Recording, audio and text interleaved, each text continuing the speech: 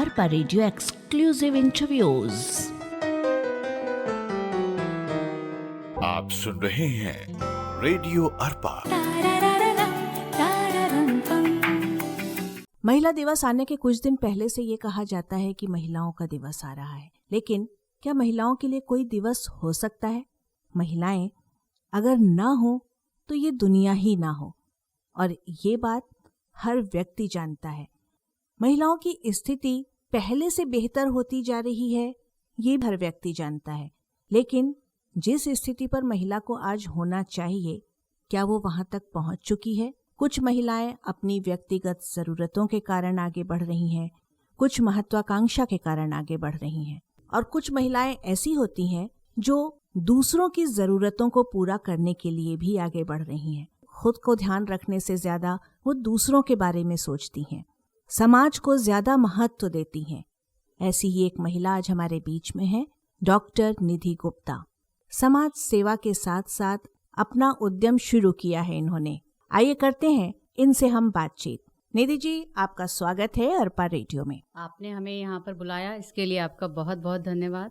निधि जी, सबसे पहले तो आप बताइए कि आप अपने नाम के आगे डॉक्टर शब्द लगाती हैं, कैसी वाली डॉक्टर हैं आप? मैंने लाइब्रेरी इन्फॉर्मेशन साइंस में पीएचडी किया हुआ है।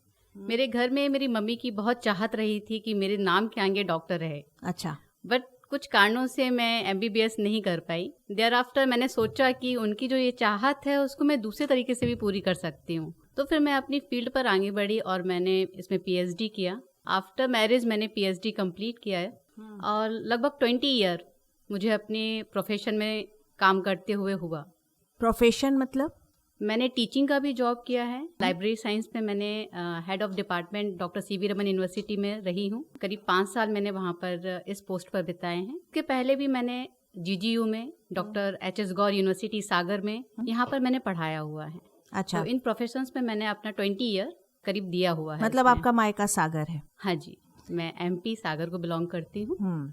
लेकिन अब आप बिलासपुर को बिलोंग करती हैं और पिछले कई सालों से बिलासपुर में रह रही हैं, जहां पर आपने अपनी माँ की इच्छा को पूरा करने के लिए डॉक्टरेट किया और फिर उसको प्रोफेशन बनाकर टीचिंग को आगे बढ़ी। लेकिन फिर आपने अचानक टीचिंग से एक तरह से संन्यास ले लिया और दूसरी राह पकड़ी। वो क्या राह थी और ऐसा क्यों करना पड़ा? जब मैं टीचिंग लाइन में ही थी तो मेरे साथ जो मेरे स्टूडेंट्स थे वो मेरे एज से काफ़ी बड़े भी थे और काफ़ी मेरे हम उम्र भी थे। मैंने देखा कि वो बहुत कुछ पढ़ लिखने के बाद भी जॉब नहीं कर पाते थे। उसी समय से मेरे मन में हुआ कि क्यों ना इनके लिए भी कुछ किया जाए। उनकी परिस्थितियां भी कई स्टूडेंट्स की इतनी अच्छी नहीं थी कि वो आगे स्टडी कर सकें। उसके बाद मेरे साथ कुछ ऐसा हुआ कि मेरे 2 छोटे बच्चे 2015 एंड 16 में बच्चों के कारण मुझे अपनी जॉब को ड्रॉप करना पड़ा। लगभग 2 साल तक मैंने उनकी परवरिश पूरी तन्मयता के साथ की, अभी भी कर रही हूँ।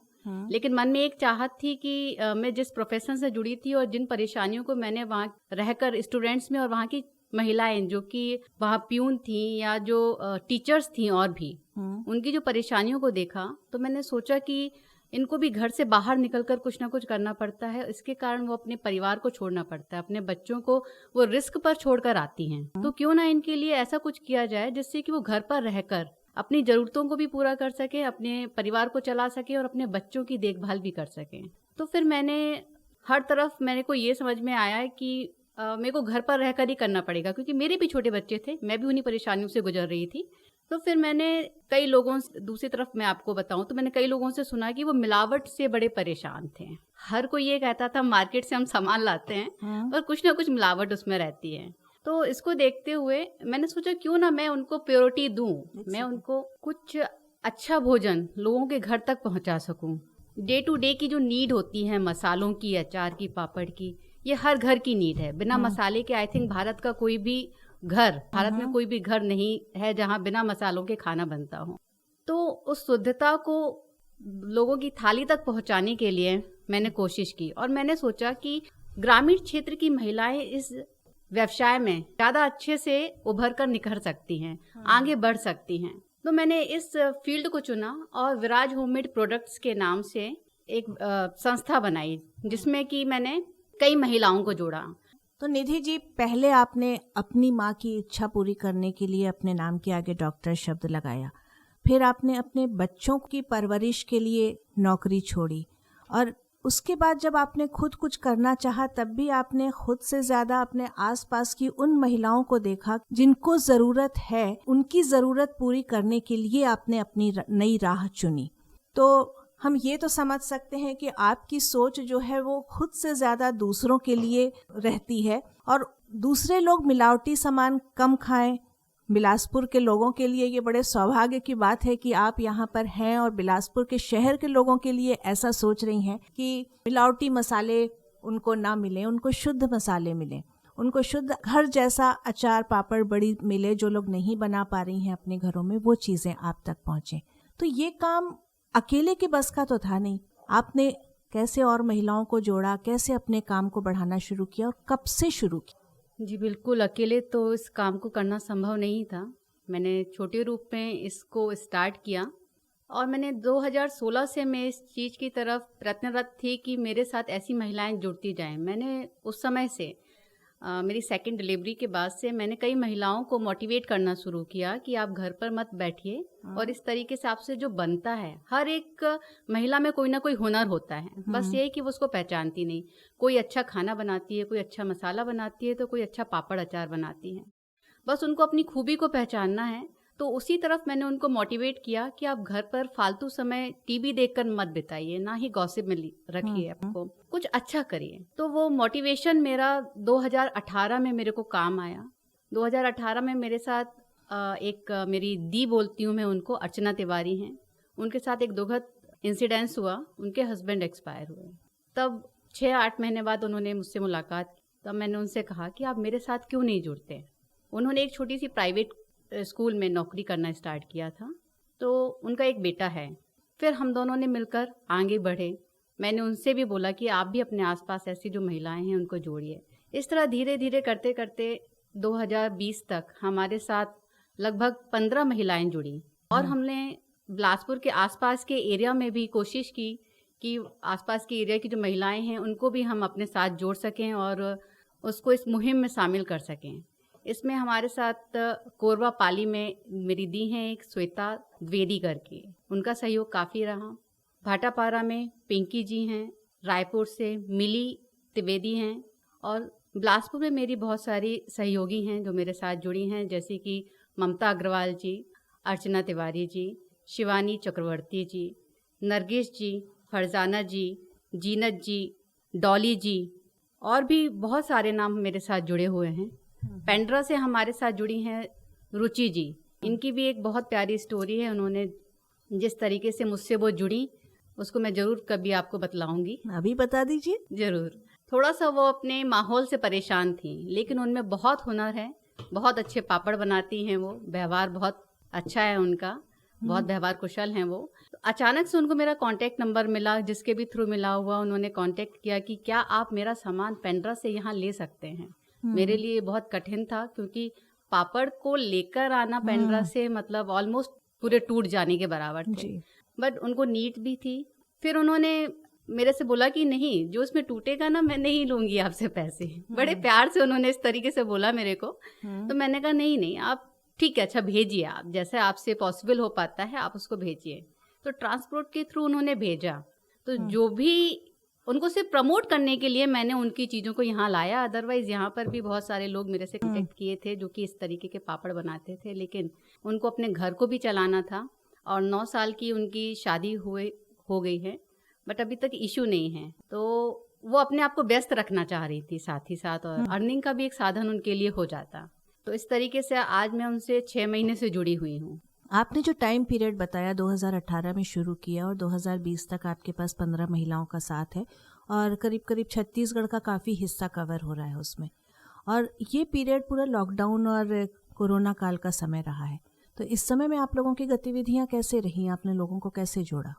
देखिए जी, कोरोना काल हमारे लिए एक नई अपॉर्चुनिटी लेकर आया था। बहुत सारे लोगों का बिजनेस है उसमें बंद हुआ है, कई आगे नहीं बढ़ पाए हैं, लेकिन मेरे लिए कोरोना काल काफ़ी फ़ायदेमंद रहा, क्योंकि कई महिलाएं जो घर पर से बैठी रहती थी, कांटेक्ट हुआ उनसे, फ़ोन के थ्रू हम लोगों का कांटेक्ट बढ़ा आगे, और उस समय बाजार में उनको कुछ सामान मिलता नहीं था, तो एक डायरेक्ट कांटेक्ट हम थे उनके लिए घर सामान पहुंचाने के लिए। हर प्रकार के बरी, पापड़, अचार, मसाले, आयुर्वेदिक का सामान जो भी है उनको घर तक पहुंचाने के लिए हमने पहुंचाया। और जो घर पे बैठ के बोर हो रही थी, उन्होंने अपनी प्रतिभा को समझा, अपने हुनर को समझा और छोटी छोटी सी नई नई चीज़ों को बनाया। कुछ एक्सपेरिमेंट किए, कुछ ने कहा कि नहीं मैं भी करूंगी, मैं भी जुड़ूंगी, मैं भी बोर हो रही हूँ, घर पे फ्री हूँ। इस तरीके से करते हुए हम लोग ने व्हाट्सएप, फेसबुक और कॉन्टैक्ट नंबर का लॉकडाउन में पूरा उपयोग किया। और इस तरीके से महिलाएं, हमारे ग्रामीण क्षेत्र की भी कई महिलाएं हैं, ये 15 नाम जो मैंने आपके सामने लिए, इनके थ्रू भी कई और भी महिलाएं हमसे जुड़ी हुई हैं। तो क्या उन लोगों के ग्रुप्स बना करके गांव में सामान तैयार करवा रहे हैं कि जैसा अभी आपने बोला पेंड्रा, बिलासपुर, भाटापारा, कोरबा, काफ़ी बड़ा एरिया आप लोगों ने एक एक महिला के जिम्मे छोड़ के रखा हुआ है। तो सामान क्या कोरबा का सामान कोरबा में ही बिक रहा है या आप एक साथ, मतलब क्या प्रोसेस है? आप लोग अलग अलग शहर की महिलाओं से ले करके उस पे अपने मसालों का टैग लगा करके एक साथ सब जगह सप्लाई कर रहे हैं या अलग अलग शहरों में कर रहे हैं? क्या प्रोसेस है आपका? हर शहर से जो ये मसाले या सामान आते हैं हमारे पास और जो खुद हम भी बनाते हैं घर पर, उनमें एक टैग लगा रहता है विराज होममेड प्रोडक्ट्स का। और ये सामान पेंड्रा भी जाता है, पाली भी जाता है, पाली का सामान बिलासपुर भी आता है। मतलब जो ये पूरा प्रोडक्ट्स है ये आपका बलौदा बाजार, पाली, रायपुर, भाटापारा, पेंड्रा, ये सभी जगह का सामान सभी जगह डिस्ट्रीब्यूट होता है। अच्छा, तो जिस तेजी के साथ आप लोगों ने इन 1.5 साल में काम किया है, अपना एक मुकाम बनाया है, एक जगह बना ली है विराज मसाले ने इस समय, तो आगे की आप लोगों की क्या योजना है? आगे हम छत्तीसगढ़ लेवल पर महिलाओं को जोड़ना और जो निम्न तबके की महिलाएं हैं मोस्टली मैं उनको आगे बढ़ाने की तरफ मेरा रुझान रहता है कि मैं उनको आगे बढ़ाऊं। तो मेरे साथ जो महिलाएं और जुड़ी हुई हैं उनसे मैंने यही कहा है कि जो हमारे निचले स्तर की महिलाएं हैं जो कि जिनमें हुनर बहुत है, छत्तीसगढ़ की जो महिलाएं हैं इनको आयुर्वेद का इतना नॉलेज है, जड़ी बूटियों का इतना नॉलेज है कि इनसे बहुत कुछ सीख कर और इनसे बहुत कुछ लेकर हम अपने पूरे छत्तीसगढ़ में लोगों तक पहुंचा सकते हैं। तो हमें उस हुनर को सीखना है, उस हुनर को सब तरफ फैलाना है। तो जो महिलाएं ऐसा करके आपके साथ जुड़ना चाहती हैं तो वो आपसे कहाँ मिल सकती हैं, कैसे कांटेक्ट कर सकती हैं? मेरा कांटेक्ट नंबर है 9827875320। इस नंबर पर आप मुझसे कांटेक्ट कर सकते हैं और इसके थ्रू मैं आपकी बाकी अन्य महिलाएं जो हमसे जुड़ी हुई हैं या आगे जो हमको बढ़ना है, जो जैसे काम करना है, उसकी डिटेल जानकारी मैं आपको दे सकती हूँ। आपने हमको एक बात चर्चा के दौरान और बताई थी कि आप अचार, पापड़, बड़ी, मसालों के अलावा सीड बम्स बनवाती हैं जिनका उपयोग बरसात में किया जाता है, तो उसके बारे में थोड़ी जानकारी देंगी? हाँ जी बिल्कुल। आज से 3 साल पहले मैंने देखा मेरे कॉलोनी के जो बच्चे हैं वो सब इधर उधर बस घूमते फिरते रहते थे। कुछ किसी का कोई खेलने की तरफ भी इवन उनका टेंशन नहीं रहता था। वो एक गली में किनारे में खड़े होकर बातचीत कर रहे हैं, गपशप हो रही है, कोई फिजिकल एक्टिविटी नहीं। और पेड़ पौधों की पत्तियों को तो ऐसे तोड़ के फेंकते थे कि उनको कोई फर्क नहीं पड़ता था। फिर मैंने सोचा कि क्यों ना मैं इन लोगों को पर्यावरण के प्रति अवेयर कराऊं इनको। तो मैंने सीड बम का कॉन्सेप्ट लाया। इस सीड बम में मैंने मिट्टी में कई ग्रोथ हार्मोन्स डाले। ग्रोथ हार्मोन्स आते हैं प्लांट्स के लिए। अच्छा। उसको मैंने इसमें मिक्स किया, गोबर लिया और कोकोपीट का यूज किया। अच्छा।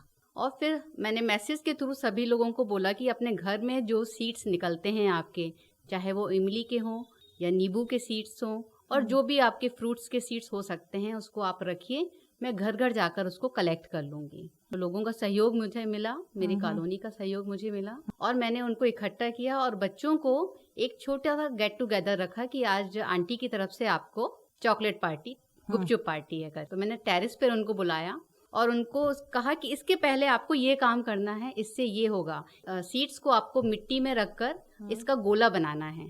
तो सभी बड़े एक्साइटेड थे, सभी ने बहुत अच्छे से पार्टिसिपेट किया उसमें।